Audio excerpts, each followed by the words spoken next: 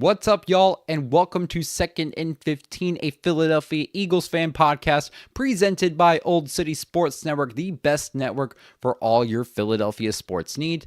This is your host, Michael Roscoe. Another relatively slow week in Eagles news as we long await the NFL draft at the end of this month. However, we got a couple interesting rumors to talk about, plus find out which former Eagle has called it a career. We're going to talk about all that and a lot more on this episode. So without wasting any time, let's dive right in. Starting off this week's Eagles news, we got another new jersey number drop for one of our newest Eagles. Running back A.J. Dillon will now be wearing number 29, formerly worn by cornerback Avonte Maddox. Dillon wore number 28 when he was with Green Bay. And for the Eagles, number 28 is currently worn by running back Will Shipley. I'm glad that Dillon didn't, kind of bully Will Shipley into giving him 28 because Will Shipley already started off with a shitty number in number 39. And, I think it's just a classy move by A.J. Dillon, in my opinion. It'll be fun to see Saquon, A.J., and Will all out on the field this upcoming season. In other Eagles news, former Eagles wide receiver Julio Jones. Yeah, never thought in my lifetime I'd say that in one sentence. But Julio Jones calls it a career as he announced his retirement on social media after 13 years in the league. Jones joined the Eagles in 2023 on a one-year deal where he had 11 catches for 74 yards and 3 touchdowns. Drafted to the Atlanta Falcons in 2011, his best years with Atlanta came between 2014 and 2019, where he accumulated 623 catches for just under 10,000 yards and 37 touchdowns. Julio Jones finishes his career with a total of 914 catches for a whopping 13,703 yards with 66 touchdowns. An amazing career from Julio Jones. Best of luck to you in your retirement. And of course, thank you for all of your contributions to the Philadelphia Eagles. Next, the NFL has announced the offseason workout schedule for all 32 teams. For our Philadelphia Eagles, the first day of offseason workouts will begin on April 21st. Now, for those who are brand new to the NFL, brand new to American football, whatever it may be, the off-season workouts are technically voluntary. However, there is a mandatory minicamp that usually takes place in early to mid-June. These off-season workouts are broken down into 3 phases. So starting with phase 1, this lasts about 2 weeks, and it's reserved for physical rehabilitation, especially for players who are nursing an injury from the previous season. Think Nakobe Dean and his knee injury, as well as meetings and strength and conditioning exercises.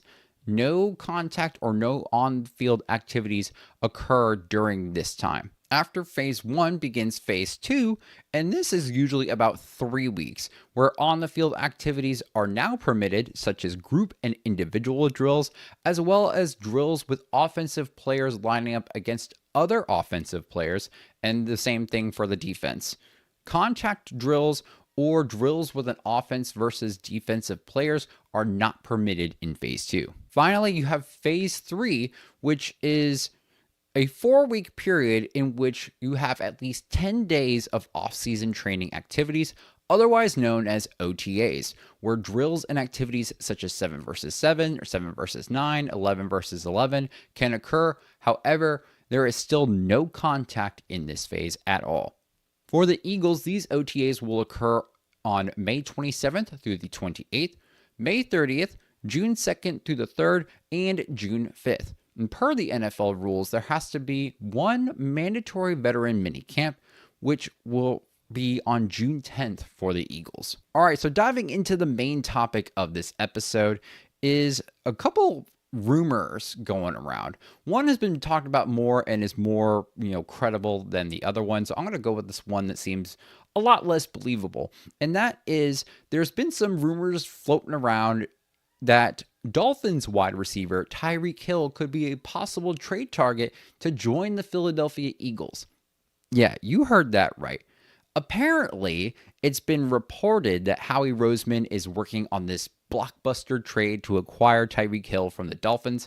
However, I'm not so sure about the credibility of the sources that are reporting this. It's not like CBS or NFL.com or anything like that. So take it with a grain of salt. Again, This is just a rumor. Nothing has been confirmed. And personally, I would not be a fan of this move despite the talent that Tyreek Hill possesses. We already have 2 high caliber receivers that we're paying a shit ton of money, plus a former first rounder who still presents with upside in Jahan Dotson at the wide receiver 3. You got Johnny Wilson, who's going into his second year, still has upside, maybe needs to hit the jugs machine a little bit, but still has upside. We could potentially draft a younger late round wide receiver to fill out that wide receiver room. So I just don't think it'd be a smart business move for the team, and it would make the Eagles front office look a little hypocritical, and here's why. So at some press conference or public appearance that Howie Roseman did, I don't remember exactly what it was, but he made a very blunt public stance on how the Eagles during their scouting will not consider any player with a history of domestic violence. And Tyreek Hill does have a history of domestic violence back as far as March 2024, and now again recently, like as of yesterday, April 9th, as police were called for reports of a domestic dispute between Tyreek Hill and his wife, Keita Hill. Keita Hill's mother, I believe, is the one who called the police in fear of her daughter's safety for Tyreek acting irrational, aggressive, things like that. So, adding Tyreek would just contradict everything Howie Roseman said in his stance. Plus, I don't even think we'd want to, nor could afford to, sign Hill with a high-paying contract. So hopefully that rumor stays a rumor. And finally, to wrap up the episode and to continue along with this rumor train, the move to Philadelphia for all-pro safety Justin Simmons seems like it's becoming increasingly more likely each and every week. The 2-time Pro Bowler was on the Up and Adams show with Kate Adams earlier this week, and on Tuesday, Simmons mentioned that his number one attraction with determining what team he would like to play for is, quote, a team that is good enough to get themselves into the playoffs. Something the Eagles are very fucking good at doing. Additionally, when asked about how special is the connection Simmons has to Vic Fangio and former Denver, now current Philly DBs coach Christian Parker when considering the Eagles as his next team, Simmons responded with, quote, with Atlanta, there was a lot of new, but with Vic, you know exactly what you're going to get out of him, and I know exactly what I'm getting out of you, Fangio. As well as, quote, I think I can really help in that area, specifically with things that Fangio and Parker really like. Also, he really wants to beat the fucking Chiefs, and I do not blame him at all. And the Eagles will play the Chiefs this year in the regular season, so that's an added bonus for us to acquire Justin Simmons. Listen, after hearing all of that and a lot about this potential move for Simmons to Philly since basically the beginning of free agency, if Roseman has not started a plan or discussions about acquiring him, this shit should have happened like yesterday. This is the perfect scenario for Philly. Washington is a possible contender, along with another group of teams that have interest in Simmons, and Simmons has interest in them. Acquiring Justin would prevent him from going to Washington, and doing so makes us a stronger contender in the division, especially against the Commanders, who were just on this, rise up, especially from what we saw out of them last season. Plus, we're in need of a safety since CJ Gardner-Johnson is no longer on the team, and we only have 3 on the roster.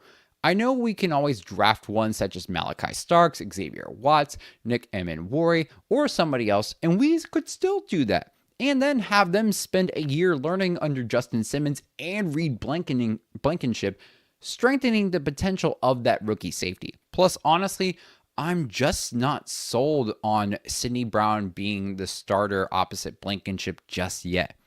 He gives me Marcus Epps vibes. Both great players, but both kind of act like a bull in a china shop sometimes without thinking before acting.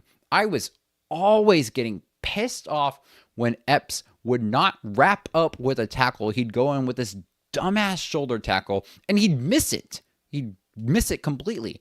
And I see similar components of that from Sidney Brown, which makes me a little apprehensive to jump on the wagon of Sidney Brown being that starting opposite safety. Plus, It's obvious that Simmons is familiar not only with Vic Fangio, but with Christian Parker as well, which would make the transition from Atlanta to Philly a lot smoother than it was from Denver to Atlanta. Plus, it would replace that veteran presence that was lost when CJ was traded. So, at this point, let's just get this shit done ASAP. It feels like fate at this point that we could see Justin Simmons in midnight or Kelly Green. All right, y'all. So that is it for this week's episode. Thank you all for joining us. Don't forget to like, subscribe, or follow on YouTube, X, Instagram, Facebook, and TikTok by searching at Second and 15. That's 2NDAND15. Or by searching the full name, Second and 15, a Philadelphia Eagles fan podcast. You can find the audio for each and every single episode releasing Thursday mornings on Spotify, Apple Podcasts, Amazon Music, Player FM, or wherever you get your podcasts.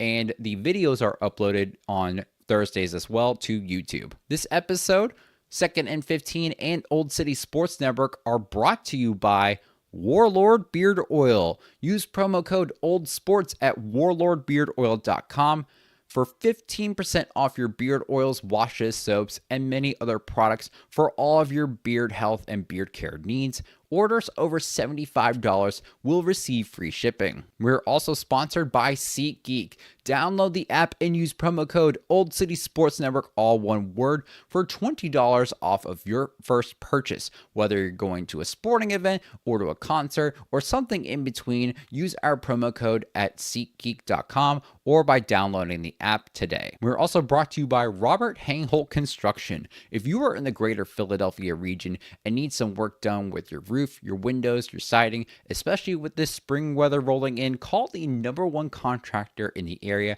at 610-348-1066 to get a free estimate on your next home project today. We're also brought to you by Decals by Aaron.